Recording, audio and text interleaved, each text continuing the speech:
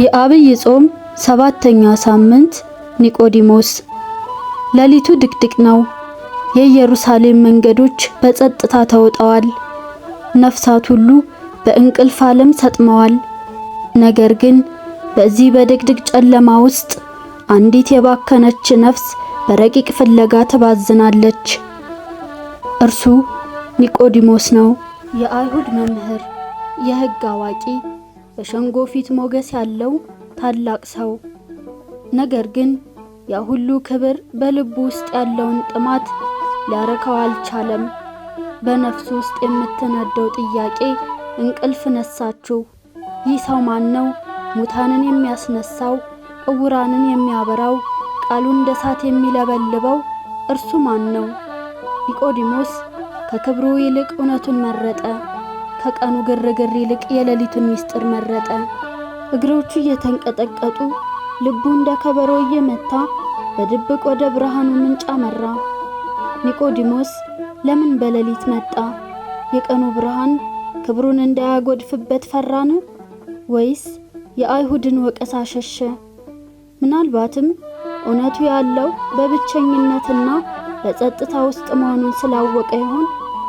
እያንዳንዱ እርምጃው በጥርጣሬና በተስፋ መካከል የሚደረግ ትግል ነበር።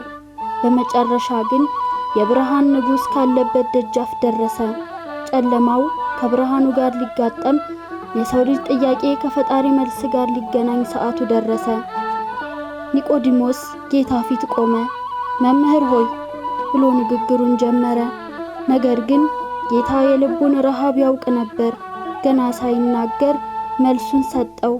ሰው ዳግመኛ ካልተወለደ በቀር እግዚአብሔር መንግሥት ሊያይ አይችልም። ቃሉ እንደ መብረቅ በኒቆዲሞስ ሕሊና ውስጥ አበራ። እንዴት? እኔ ሽማግሌው፣ እኔ መምህሩ፣ እኔ ባለስልጣኑ እንዴት ዳግመኛ እወለዳለሁ ሲል እንዴት ዳግመኛ እወለዳለሁ ሲል በግርምት ጠየቀ። ጌታ ግን ስለ ሥጋ መወለድ ሳይሆን ስለ መንፈስ ልደት ነገረው። ከውሃና ከመንፈስ ያልተወለደ አለው ጌታ። በዚያች ቅጽበት ኒቆዲሞስ የተረዳው ትልቅ እውነት ነበር። ወደ እግዚአብሔር ለመድረስ የድሮ ማንነትን መጣል፣ እንደ ሕፃን መሆን፣ በጸጋ መታጠብ እንደሚያስፈልግ ያ የሌሊት ውይይት የኒቆዲሞስን ብቻ ሳይሆን የዓለምን ታሪክ አቅጣጫ ቀየረ። የኒቆዲሞስ ጉዞ በዚያ አላበቃም። ያ በሌሊት በፍርሃት የመጣው ሰው የክርስቶስ ፍቅር ልቡን አቀለጠው። ጌታ በመስቀል ላይ በቆሰለ ሰዓት፣ ዓለም ሁሉ በጨለመችበት በዚያ ባስፈሪ ቀን ኒቆዲሞስ ግን ከጨለማው ወጣ።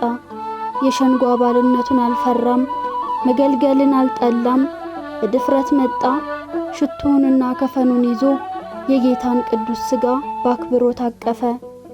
በሌሊት የጀመረው ፍለጋ በመስቀሉ ስር ወደሚገኝ ታላቅ ምስክርነት ተቀየረ። እርሱ ለጥያቄው መልስ አገኘ። እርሱ ሞትን የሚያሸንፈውን ሕይወት አገኘ። ዛሬም ኒቆዲሞስ እኛን ይጠይቀናል። የነፍሳችሁን ጥያቄ ይዛችሁ ወደ ብርሃኑ ለመሄድ ዝግጁ ናችሁ? ጾሙ ሊያልቅ ጥቂት ቀናት ቀርተውታል። የኒቆዲሞስ ሳምንት የለውጥ ሳምንት ነው። የድሮ ማንነታችንን የምንቀብርበት፣ በንስሐና በጸጋ የምንታደስበት ጊዜ ነው።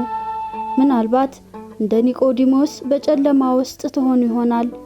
ምናልባት ይሉኝታና ፍርሃት አስሮባችሁ ይሆናል። ምናልባት እንደ ኒቆዲሞስ በጨለማ ውስጥ ትሆኑ ይሆናል።